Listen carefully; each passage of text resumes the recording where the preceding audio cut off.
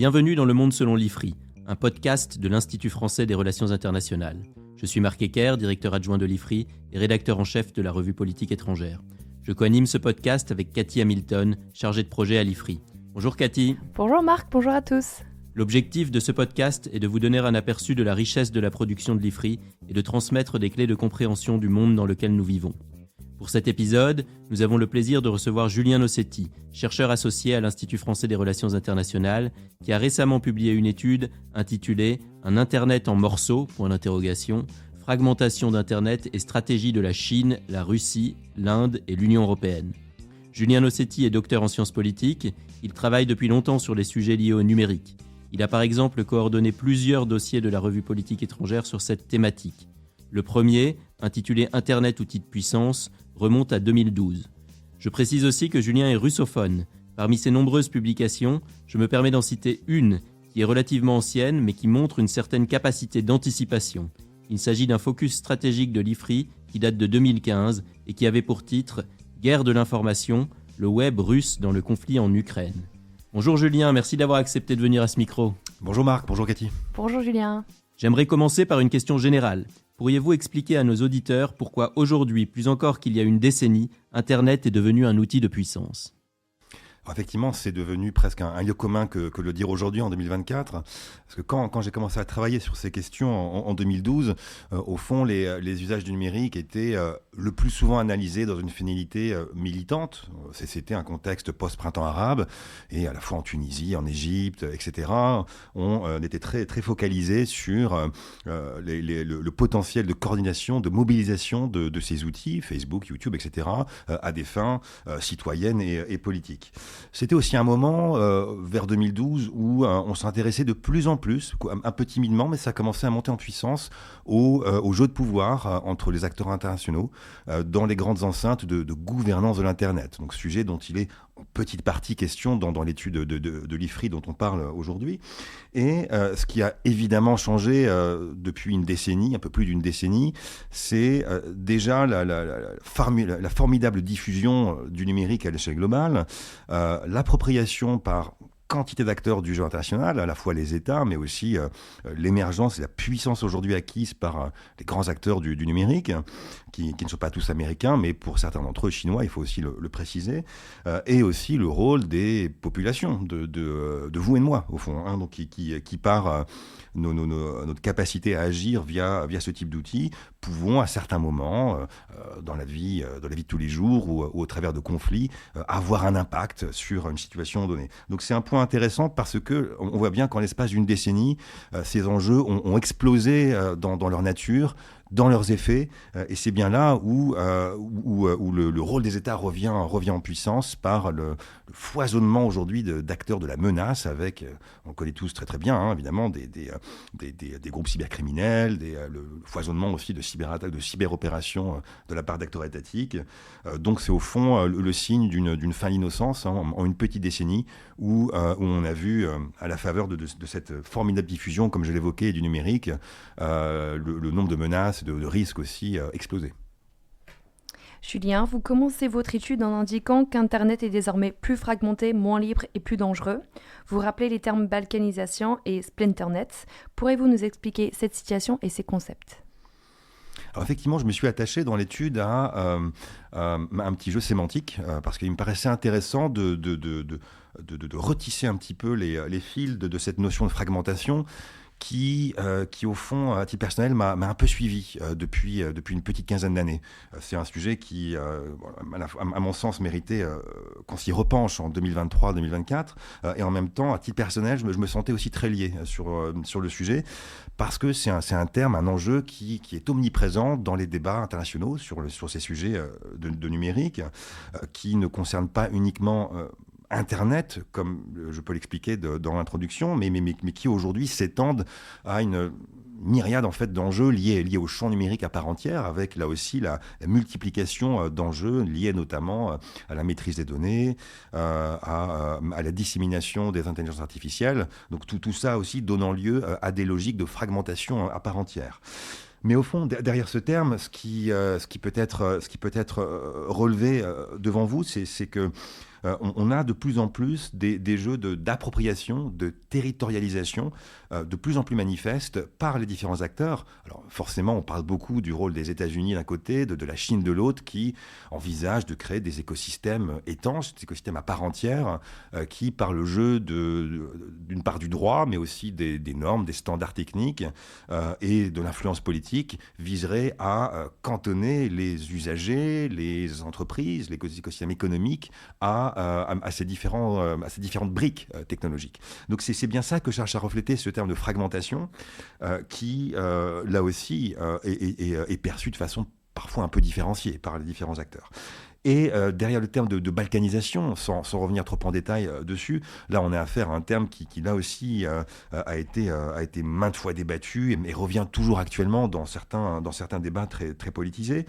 C'est simplement la référence à un processus d'émiettement des processus, des acteurs, des technologies et qui rappellerait par essence en fait ce qui a été le contexte post-Première Guerre mondiale avec un foisonnement de différents acteurs, avec une insécurité permanente, voire une situation, je dirais, au bord du précipice. Donc, ce qui dans le cas de l'Internet, nous plongerait au bord de l'abîme, avec des risques existentiels quant aux usages qu'on peut avoir aujourd'hui du numérique. Le terme split internet, lui, est apparu peut-être plus récemment, au début des années 2000, et c'est la contraction du terme split, divisé, et Internet, et qui montre bien également cette idée de scission de l'Internet en plusieurs plaques tectoniques. Il a eu une exception d'abord plutôt géopolitique, avec l'idée que certains régimes autoritaires, comme la Chine en particulier, mais pas seulement à l'époque, les Américains pointaient du doigt les politiques de l'Iran, de Cuba. La Russie était encore en arrière-plan de ce paysage mondial. Donc les tentatives de ces pays de se scinder finalement de l'Internet global en adoptant des politiques plus que souveraines dans ce champ numérique. Et c'est aussi des logiques commerciales qui ont été relevées, elles, plutôt à partir de la décennie 2010, qui, par le jeu des grandes plateformes qu'on connaît tous, enfermeraient nous-mêmes, utilisateurs, dans des écosystèmes dont il serait extrêmement difficile de sortir. Sans donner des noms, aujourd'hui, il est effectivement très, très complexe de s'extraire de certaines briques technologiques et d'aller vers d'autres produits et services numériques. Donc c'est un terme qui a le mérite d'agréger différents processus, différentes tendances dans ces logiques de fragmentation. Vous avez commencé là, dans votre réponse à esquisser une typologie que vous développez dans l'étude, qui est en fait une typologie des fragmentations, puisque vous distinguez la fragmentation technique, la fragmentation commerciale et la fragmentation géopolitique d'Internet. Je vous propose que nous les évoquions successivement et commençons peut-être par la première des fragmentations, cette fragmentation technique. Alors, la fragmentation technique, elle est peut-être la plus débattue, la plus souvent débattue dans les débats sur ces tendances de fragmentation.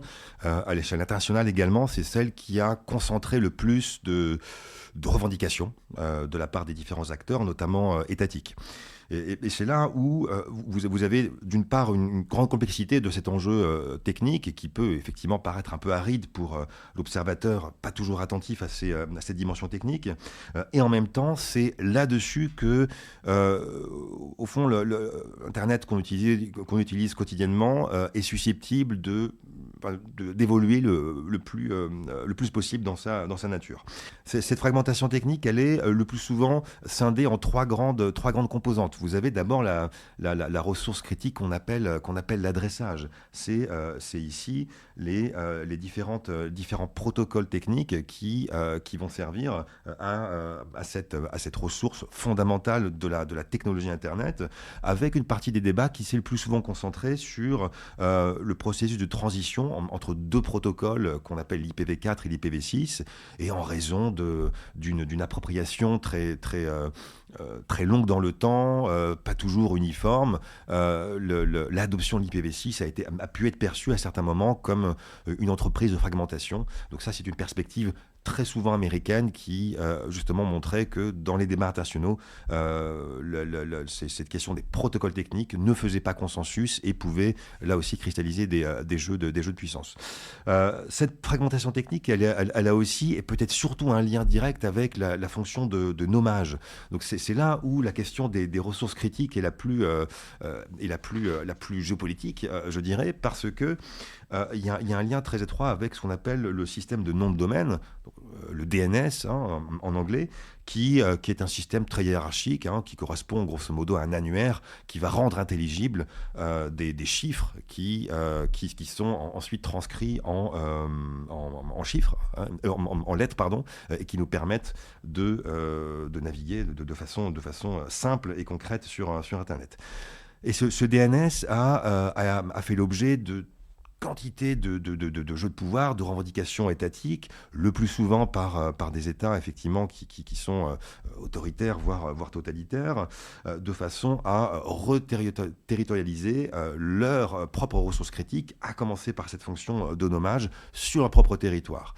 Quand on parle, par exemple, de la stratégie de la Chine, on a le plus souvent affaire à cette question précise du nommage, qui a vu Pékin se saisir de cet enjeu-là dès l'origine, dès la commercialisation de l'Internet dans le pays. C'est aussi une question à propos de laquelle une institution de gouvernance de l'Internet a été mise très en avant, c'est l'ICANN. Donc c'est l'acronyme de l'Internet Corporation for Assigned Name and Numbers, qui est une institution de droit californien qui a émergé à partir de la fin des années 90 aux États-Unis et qui a pu être perçue à certains moments comme un peu, pour faire court, le guichet unique des débats sur cette gouvernance de l'Internet.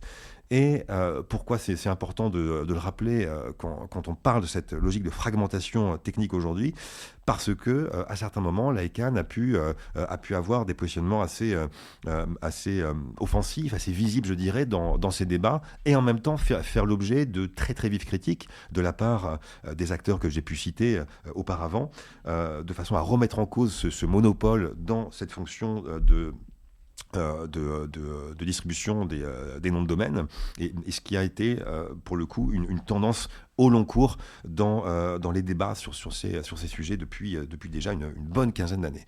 Et puis finalement, un troisième enjeu qui est peut-être moins mis en avant dans les grands débats internationaux, c'est celui du routage. La façon dont les données que nous produisons quotidiennement, la façon dont ces données vont suivre des chemins, des routes particulières, être soumis à des juridictions aussi spécifiques, et dans ce cas précis, toutes ces routes de l'Internet, en fait, vont faire l'objet de convoitises de la part des États.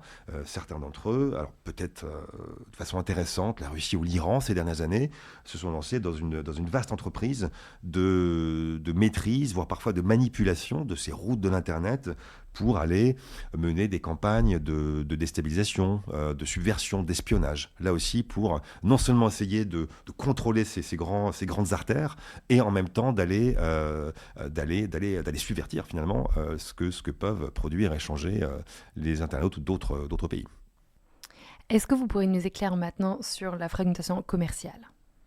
Alors, la fragmentation commerciale, elle est, je l'ai rappelé au tout début, peut-être une dimension à la fois plus récente et en même temps moins mise en avant dans les débats internationaux.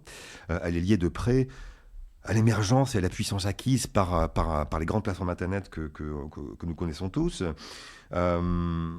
Elle est très souvent ramenée à la constitution de grands domaines, d'enclosures, de jardins fermés. Certains parlent aussi d'hacienda, donc l'idée d'aller constituer de grandes propriétés très cloisonnées, desquelles il sera très difficile de sortir. Ici, ce qui peut être relevé, c'est que les politiques de certains acteurs, alors ça peut être pêle-mêle, les Google, les Meta, par exemple, vont chercher par le jeu de leur propre architecture propriétaire, qu'ils contrôlent de A à Z, d'aller bloquer le transfert de données entre leurs différentes applications, par exemple, depuis déjà une certaine période. Ça, c'est quelque chose qui fait l'objet de débats qui sortent du cadre purement économique et qui prennent une tournure assez politique, notamment depuis des années à la Commission européenne, qui s'est intéressée justement à cette donnée très particulière. c'est un enjeu qui renvoie aussi à ce qui a pu être décrit en matière de plateformisation d'Internet. Le fait d'assister à l'émergence de grandes plateformes, plus que monopolistiques, qui ont parfois une dimension oligopolistique et qui, pour le coup, ont pour effet d'aller véritablement enfermer leurs utilisateurs dans des écosystèmes à part entière. Donc c'est bien cette dimension-là qui fait l'objet d'une attention toute particulière, non seulement de la Commission européenne, mais aussi de plus en plus du Congrès américain, pour des raisons historiquement liées à une volonté de lutte contre le non-respect des règles anticoncurrentielles, etc. Fragmentation technique, fragmentation commerciale, et le troisième type, c'est donc la fragmentation géopolitique, sur laquelle on va revenir en détail en évoquant les différents acteurs, les différents États qui sont étudiés précisément dans votre rapport, mais peut-être que vous pouvez introduire ça par une considération générale sur la fragmentation géopolitique. Effectivement, cette fragmentation géopolitique, c'est celle qui est peut-être la plus facilement compréhensible pour le non-expert technique. Elle renvoie tout simplement à l'idée que, pour certains États, le droit est d'abord l'instrument privilégié pour opérer une reterritorialisation d'Internet au profit de logiques souveraines au sens westphalien du terme, ce qui pour le coup se traduit très concrètement dans le cas d'acteurs comme la Chine ou la Russie, qui sont les deux pays au travers desquels principales enquêtes et travaux de chercheurs ont été menés ces dernières années. Donc c'est un enjeu fondamentalement juridique au départ, un enjeu géopolitique aussi, parce que cette donnée liée à la fragmentation politique, en fait, montre bien que les conceptions derrière l'Internet, derrière la souveraineté aussi à l'ère numérique, peut cristalliser des rapports de puissance qui à certains moments peuvent donner des conséquences tout à fait politique. C'est vrai que ce qui a pu être manifeste au moment des révélations de Snowden en juin 2013 a bien montré que les États-Unis, d'un côté, pouvaient, par leurs différents programmes d'espionnage électronique, être fondamentalement en contradiction avec leur doctrine de liberté du numérique à l'échelle globale. Et en retour, ces programmes de surveillance ont montré que les jeux de subversion ou d'espionnage d'autres acteurs étaient aussi partie intégrante finalement de ces rapports de puissance. Donc c'est peut-être un exemple aujourd'hui connu, voire rebattu, mais qui montre bien l'appropriation géopolitique qui est celle des principaux acteurs internationaux à la faveur de ces logiques de fragmentation. Et ça, aujourd'hui, ça se retrouve chez différents États qui ont été l'objet de l'étude. Comme on s'est dit, dans la suite de votre étude, vous analysez les stratégies des grandes puissances numériques, les États-Unis, la Chine, la Russie, l'Inde et l'Union européenne. Là encore, est-ce qu'on peut les évoquer successivement, commençant par le pays où tout a commencé, les États-Unis ? Alors effectivement, le cas des États-Unis était assez particulier dans mon travail, parce que finalement, il y a un enjeu de rhétorique au départ, quand on évoque la fragmentation dans le contexte américain, sachant que la plupart des critiques pointant une fragmentation de l'Internet émanent des États-Unis. Il faut être tout à fait honnête en la matière. L'appareil diplomatique américain s'est saisi de ces enjeux de très longue date. Les travaux des universitaires et think tankers américains en la matière ont été foisonnants. J'évoque certains d'entre eux au travers de l'étude, et c'est vrai qu'on a l'impression d'une grande cohérence et d'une consistance de cette posture américaine par rapport à cette fragmentation qu'il s'agit de détricoter. Quand on évoque le cas des États-Unis, il faut bien avoir à l'esprit que là aussi, l'objectif pour les États-Unis est bien au long terme de maintenir leur prééminence dans le champ numérique par des moyens tout à fait classiques qui ont là aussi été analysés à de multiples reprises. Mais ce qui est intéressant de voir quand on cherche à comprendre le rôle de ce pays dans les débats relatifs à cette fragmentation, c'est d'essayer au fond de distinguer les différentes tendances qui sont manifestées. Vous avez d'une part une subsistance, je vais dire, de la tendance libertarienne qui va toujours avoir aujourd'hui une forme d'influence dans certaines enceintes internationales, qui va être relativement critique du rôle des États, de l'idée même de souveraineté applicable au champ numérique, qui parfois, à certains moments, peut être peut jouer en faveur des grands acteurs privés du numérique, mais qui au fond a été rattrapé petit à petit par la sécurisation accélérée du champ numérique. Alors, en la matière, évidemment, les attentats du 11 septembre 2001, et puis évidemment l'accélération des menaces dans le champ numérique depuis les années 2010 ont bien montré que les États-Unis s'étaient aussi saisis de cette question et avaient pu adopter des dispositions à la fois juridiques et politiques qui pouvaient conduire en essence à une fragmentation de l'Internet. Et là, les 4 ans de mandat de Donald Trump à la Maison-Blanche ont montré une forme non pas de retournement, mais du moins de paradoxe constant en la matière, parce que les États-Unis s'étaient, pendant cette période, entre 2016 et 2020, quand même souvent détournés de cet ADN qui justement les faisait se distinguer de certains autres pays en matière de fragmentation. Donc c'est bien ça que j'essaie de relever, parce que cette posture américaine n'est pas aussi, est peut-être plus fluctuante qu'elle en a l'air, mais elle renvoie vraiment au départ à cet ADN diplomatique. Enchaînons, si vous le voulez bien, avec le principal rival technologique des États-Unis, c'est évidemment la Chine. Vous parlez au sujet de la Chine d'une stratégie globale de fragmentation. Qu'est-ce que cela signifie ? Alors effectivement, la formule est peut-être un peu péremptoire, dite comme ça. Dans le cas de la Chine, il faut bien comprendre que l'articulation entre la dimension interne du contrôle de l'Internet chinois et la projection de puissance à l'échelle internationale est assez finement en fait mise en œuvre. Et ça dès l'origine, dès la commercialisation de l'Internet dans ce pays à la fin des années 90, où dès le départ il s'agissait de bâtir une étanchéité, de faire en sorte que les flux de données ne soient pas aussi perméables que dans le cas des États-Unis ou des pays européens, par exemple. Et même du voisin russe, qui pendant très longtemps a eu cette très grande interdépendance par rapport au reste du monde.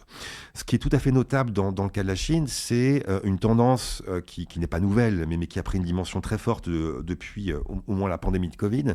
C'est une volonté d'édicter les normes et les standards technologiques. Et là, en matière d'Internet, c'est absolument fondamental. Ça renvoie à un activisme très présent de la part de différentes instances et acteurs chinois dans les débats sur la gouvernance de l'Internet, une nouvelle fois, dans certaines instances techniques onusiennes, qui serait peut-être fastidieux de mentionner devant vous aujourd'hui, mais qui montrent bien que pour les décideurs chinois, la capacité à pouvoir imposer des normes et standards techniques est perçue comme un enjeu de puissance très fondamentalement et permettra en retour aux autorités chinoises d'aller imposer certains termes aussi dans les débats relatifs à l'Internet. Donc l'articulation entre la technique et la rhétorique, la dialectique même je dirais, est extrêmement forte dans le cas de Pékin. Donc ça c'est tout à fait fondamental et a un lien aussi étroit avec la tentative de projeter à l'extérieur des frontières chinoises les grands acteurs du numérique chinois. Donc les Baidu, Alibaba, Tencent, Xiaomi, Huawei en particulier, ou TikTok bien sûr.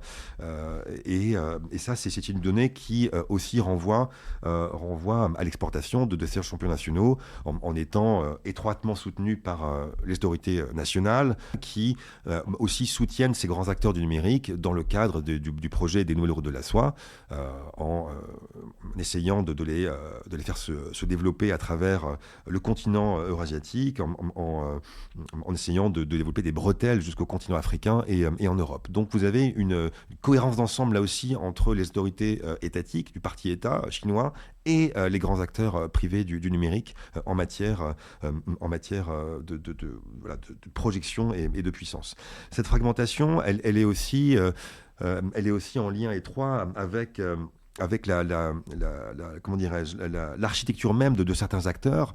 On parle non seulement de TikTok dans les débats actuellement, mais aussi de WeChat, qui est en quelque sorte le couteau suisse par excellence du numérique chinois, qui permet d'accéder à quantité de services numériques et qui montre bien que par le jeu de son architecture même, vous avez un ensemble et des sous-ensembles en fait applicatifs qui renvoie à autant de couches en fait que de tendance à une fragmentation là aussi by design, en fait lié en fait au service même de WeChat.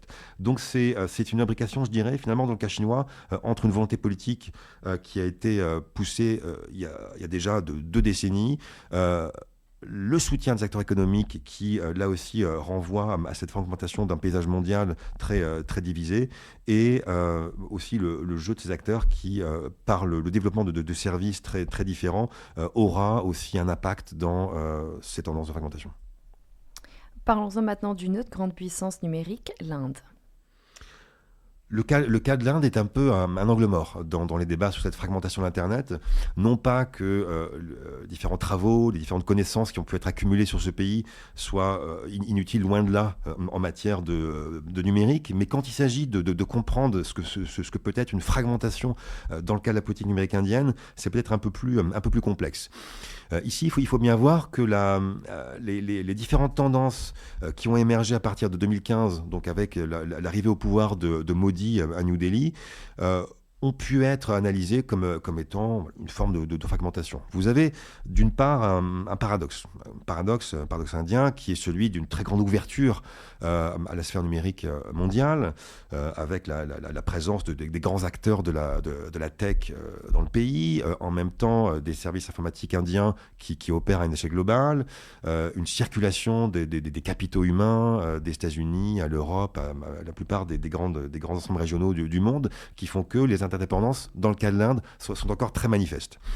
Cela étant, vous avez quand même des velléités de politique souveraine dans ce champ numérique en Inde depuis, là aussi, l'arrivée au pouvoir de Modi, qui renvoie là aussi à la fois à la nature même du régime, qui est cohérente aussi avec d'autres secteurs industriels dans le pays. Ça ne concerne pas seulement le numérique. Et en même temps, le cadre de la compétition américaine va beaucoup peser en retour sur la posture indienne.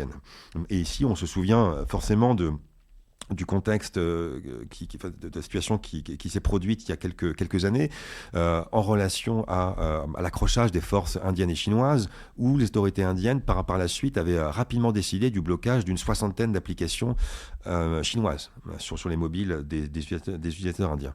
Et ça avait donné lieu à un début de prise en compte du potentiel de l'Inde dans cette architecture numérique mondiale, justement, pour aller pour être un acteur à part entière, et ça avait donné lieu à quantité de débats, justement, sur cette fragmentation en marche, parce qu'on n'avait pas forcément l'habitude de percevoir des jeux de sanctions adoptés dans cet univers-là par des acteurs non occidentaux. Autre pays que vous abordez dans votre étude, c'est la Russie. Et la question que j'ai envie de vous poser au sujet de la Russie, c'est: est-ce que vous considérez que la guerre en Ukraine a représenté un tournant dans l'approche russe de l'Internet? Le cas de la Russie est à la fois passionnant et en même temps très très complexe, parce que la situation est en cours. C'est-à-dire que les processus de fragmentation qui ont été analysés ces 2 dernières années, surtout après l'invasion à grande échelle de l'Ukraine en février 2024, montrent bien que la volonté politique d'aller plus loin, c'est-à-dire d'imposer un contrôle, une reterritorialisation complète d'Internet à une échelle nationale, donc sur un pays qui s'étend sur 11 fuseaux horaires, il faut le rappeler, et aujourd'hui très très clair. Ça renvoie à une donnée majeure qui a été révélée tout récemment au travers des Kremlin Leaks, il faut aussi le rappeler, parce que en fait, on a pu prendre conscience avec la teneur de ces révélations de la stratégie de long terme des autorités russes. C'est-à-dire que c'est pas un processus qui est né d'un claquement de doigts au Kremlin en réaction à une intervention militaire. C'est quelque chose qui avait émergé de très longue date, y compris pendant la période de 4 ans de la présidence Medvedev, je rappelle, entre 2008 et 2012, présidence pendant laquelle les observateurs occidentaux avaient plutôt tendance à mettre en avant la dimension plutôt pro-occidentale et de coopération possible entre nos écosystèmes numériques. Donc l'idée a fait évidemment long feu. Le contexte actuel montre que cette stratégie de long terme avait eu quelques résultats. Donc d'une part le pari sur la loi, donc une approche fondamentalement juridique qui vise à relocaliser le contrôle des données des utilisateurs russes sur le territoire russe, avec la participation des acteurs économiques russes en interne, mais effectivement, l'arrivée de la guerre à partir de 2022 a fait que ces tendances se sont accélérées et qu'on parle aujourd'hui d'un espace qui est en voie de scission de l'Internet global, avec différentes phases de tests techniques qui ont été développés depuis quelques années. Et c'est vrai qu'aujourd'hui, on est plutôt dans cette optique-là. C'est pas pour autant que cet Internet souverain à la russe, tel qu'il a été postulé, va prendre forme du jour au lendemain. Il faut être aussi tout à fait réaliste en matière technique, que d'une part, la loi russe a souvent été contournée dans ce champ numérique, que ce vaste projet a un coût économique tout à fait faramineux, et que dans le contexte actuel de développement d'une économie de guerre, à la faveur de la guerre en Ukraine, il y aura probablement des efforts de rééquilibrage, d'arbitrage budgétaire en faveur, pour le coup, de la guerre en Ukraine. Et enfin, il ne faut pas non plus sous-estimer les capacités de résistance, de contournement des populations, en l'occurrence des citoyens russes, par rapport à ces dispositions juridiques, qui, même si le cadre, la chape de plomb de la censure russe s'est quand même abattue et renforcée depuis 2 ans, il existe toujours quelques petites fenêtres d'expression, quelques moyens techniques de contournement, même si, il faut aussi le reconnaître, elles sont quand même largement restreintes. La dernière grande puissance numérique dont vous évoquez dans votre étude, c'est l'Union européenne, qui est plutôt connue pour ses forces de régulation. Où est-ce qu'elle se situe par rapport aux autres puissances qu'on a évoquées ? Alors, l'Union européenne vient effectivement à la fin de mon étude, non pas pour évoquer le retard entre guillemets de l'Union européenne en la matière, parce que c'est souvent l'angle par lequel les politiques numériques de l'Union européenne est le plus souvent analysée, mais pour montrer que plutôt l'UE est un peu en contrepoint de ces tendances, qu'il y a une volonté, peut-être pas de résistance entre guillemets, mais du moins de développement d'une approche un peu différente, qu'il y a un pari là aussi sur la norme et le droit plutôt que sur la puissance brute, effectivement, et que cet effort de distinction de l'UE a plutôt visé l'élaboration de textes, de documents qui essaient plutôt de porter une approche centrée sur les valeurs. Est-ce que c'est suffisant pour essayer de positionner l'Union européenne dans ce vaste champ qui est effectivement traversé par des logiques de fragmentation ? La question reste évidemment ouverte et je n'ai aucune prétention d'y répondre dans l'étude, mais il y a vraiment cette dimension fondamentalement juridique qui prévaut. Après, d'autres projets très, très récents, je pense notamment à l'entreprise d'aller élaborer un système de noms de domaine européen, le DNS4EU, montre bien qu'il y a quand même un intérêt du législateur européen pour ce type de projet de nature technique et pas seulement politique ou juridique. Donc c'est aussi une dimension qu'il ne faut pas sous-estimer, même si dans ce domaine purement matériel, purement physique, les différents projets qui ont pu être débattus ces 10 dernières années, je pense notamment aux câbles sous-marins européens, ou même de façon plus politique à la volonté d'Angela Merkel, à l'époque chancelière allemande, d'aller édifier un Schengen de l'Internet. Tout ça a fait long feu pour des raisons là aussi fondamentalement politiques et liées à la nature des relations avec les États-Unis. Mais pour le coup, l'approche européenne est aujourd'hui fondamentalement articulée entre cette dimension purement juridique et un intérêt pour les risques et les menaces qui pèsent sur l'architecture technique. Pour conclure, Julien Nossetti, une dernière question. Internet a été conçu comme un projet global que cette fragmentation remet visiblement en cause. Est-ce que cette situation d'émiettement, de fragmentation, de scission vous semble inéluctable ? Alors, loin de moi l'idée d'avoir une approche déterministe et de dire que ce qui nous attend, c'est avant tout un futur sombre où l'Internet global tel qu'on l'utilise aujourd'hui, ouvert, libre, interopérable et tout à fait aisé à manipuler, va prendre fin à la faveur des différents risques pandémiques, financiers, géopolitiques. Je ne pense pas qu'on arrive à ce type de scénario assez anxiogène, mais effectivement sur sur un plan peut-être plus économique, il faut à mon sens se préparer à cette logique de fragmentation commerciale telle que je peux l'évoquer dans mon travail et qui fait peser un risque non seulement économique mais aussi démocratique. Et c'est là où les différents projecteurs qui ont pu être mis par la Commission européenne, par le Congrès américain et d'autres acteurs est à suivre, effectivement, parce que les implications à la fois pour commerce, mais aussi pour les citoyens sont à mon sens extrêmement forts. Donc, pas de lecture déterministe, mais en même temps une forme d'inquiétude liée à l'omniprésence, l'omnipotence, je dirais, de certains grands acteurs technologiques. Julien Nossetti, merci beaucoup d'avoir participé à ce podcast. Chers auditeurs, je vous encourage vivement à lire son étude intitulée « Un Internet en morceaux », qui peut être téléchargée gratuitement sur le site www.ifri.org. N'hésitez pas à vous abonner au podcast Le Monde selon l'IFRI sur votre plateforme préférée et à suivre l'Institut français des relations internationales sur les réseaux sociaux. À bientôt pour un prochain épisode.